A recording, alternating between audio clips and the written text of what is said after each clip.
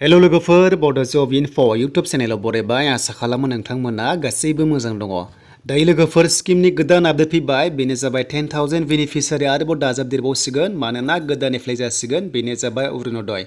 दा लोगोफोर जाय नोंथांमोना थालांदोंमोन दा नोंथांमोननो मोजां खबर लाना फैदों बेनो जाबाय लेटेस्ट आपडेट अरुणोदय दा 10,000निबो बारा नोंथांमोना आरोबाव एप्लाइ खालामनो हासिगोन।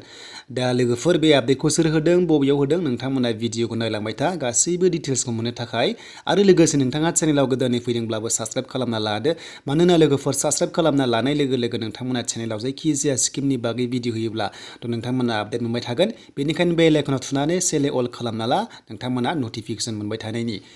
दा लोगोफोर बे जाबाय स्किमनि आपडेट होदों आरो सोर होदों नोंथांमोना गासैबो डिटेल्सखौ नाय बेनिफ्राय नोंथांमोना जायफोरा गोदानै एप्लाइ खालामनो सानदों जेब्ला गोदान एप्लाइ जागोन नोंथांमोना लोगो लोगो एप्लाइ खालामनो हासिगोन बेनो जाबाय अफलाइन।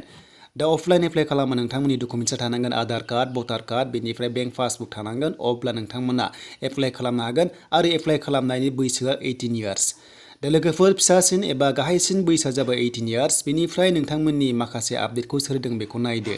दा बेनो जाबाय लोगोफोर दानि सिमा होबाय टुइट खालामबाय बेनो जाबाय आरोबाव 10,000 बेनिफिसियारिफोरा मोनबावसिगोन अरुणोदयनि स्किमाव लोगोसे गोदान एप्लाइ जागोन बेनो जाबाय लोगोफोर आसामनि स्किम बेनिफ्राय 1 लाख साख्रि होनायनि खोथा होदों बेनिफ्राय माइक्र' फाइनान्स जायफ्रा लन लानाय दङ नोंथांमोननि बागैबो गोदान आपडेट फैदों बेनि सायाव जों नेक्स्टआव भिडिअ खालामगोन।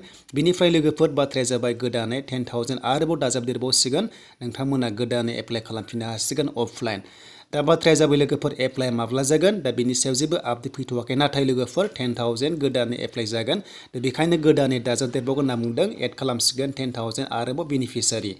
दा लोगोफोर जायफ्रा थालांदोंमोन नोंथांमोना एप्लाइ खालामनो सानदोंमोन एबारै खालामदो मानोना एबारनि सिलेक्सनखौ मोजाङै स्ट्रङै खालामगोन होनना बुंदों बेनिखायनो जायफोरा मोनथावना थ' नोंथांमोनासो मोननाय जागोन आरो जायफोरा साख्रि मावग्रा नोंथांमोनाथ' मोनखाया मानोना 2 लाखनि गाहायाव जायफ्रा खामायो नोंथांमोनासो मोननाय जायो नैबे स्किमखौ। दा बिदिब्ला नोंथांमोना लेटेस्ट आपडेटखौ नेदो लोगोफोर जेब्ला गोदान एप्लाइ जागोन नोंथांमोनाहाय गोदानै साबमिट खालामफिननो हासिगोन। बेनिफ्राय फर्मखौ नांगौब्ला नोंथांमोना भिडिअनि डिसक्रिपसनाव दङ चेक खालामना लाबानो जाबाय बेनिफ्राय डाउनलड खालामनानै प्रिन्ट खालामनानै फिलआप खालामना लाखानो हागोन लोगो लोगो नोंथांमोना गोदान एप्लाइ जायोबा साबमिट खालामनो हागोन BCDC अफिसाव नङाब्ला गाव पन्सायत अफिसाव नोंथांमोना एप्लाइ खालामनानै लानो हासिगोन। दा बेनिसिम लोगोफोर लेटेस्ट आपडेट अरुणोदय स्किमनि बेनिफ्राय PM किसाननि राङा माब्ला हाबगोन बेनि सायाव लेटेस्ट आपडेट गैथ'वा जेब्ला आपडेट फैगोन आं नोंथांमोन थाबैनो भिडिअ खालामगोन। दा लोगोफोर बेनोसैमोन दिनैनि आपडेटआ अरुणोदयनि।